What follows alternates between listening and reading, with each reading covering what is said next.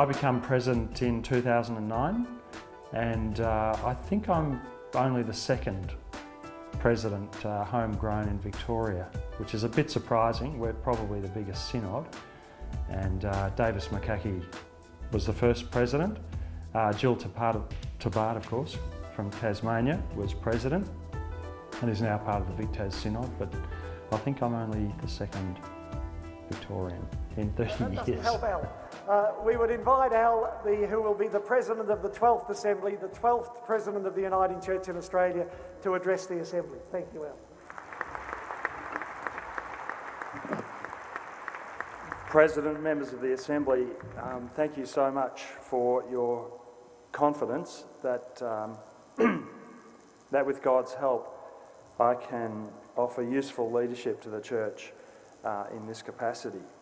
Since I've been ordained, I've been a minister in a remote rural parish, regional parish, urban parish, and after that was elected moderator and served for 3 years then. Did a bit of youth ministry, and currently I'm the Executive Director of the Centre for Theology and Ministry. And yeah, 2 more years in this job, and then I'm really looking forward to the new challenge as President.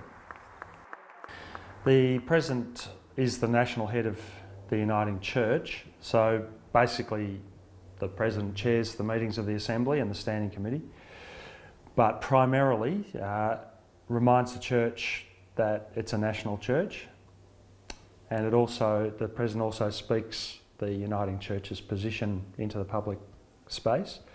So if there's an issue in the society that the Church has got a particular view on, and they want somebody to articulate the Church's position, generally it's the President that does that.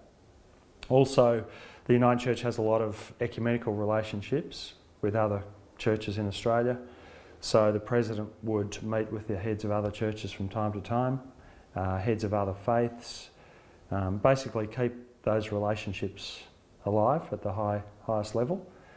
And also the Uniting Church has a lot of partnerships and relationships with other churches around the world, particularly in the Pacific.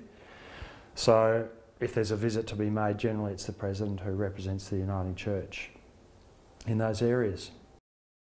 We all know about presbyteries, we know about synods, but the Uniting Church was created to be a uniquely Australian church.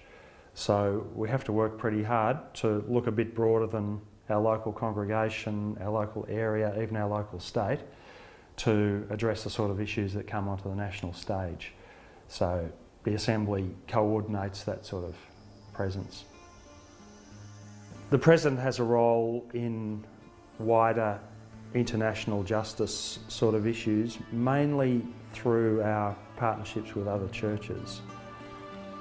For example, we have a partnership with Church in the Philippines, and you may be aware that there's been a whole series of murders and assassinations of social justice activists in the Philippines. And that church asked us to advocate both to the Philippines government and to the Australian government to put the spotlight on those events and to see what could be done to prevent them continuing. So usually the catalyst for our involvement in international issues is a call from a partner church to use what influence and resources we have to advocate and to act in solidarity with people suffering injustice.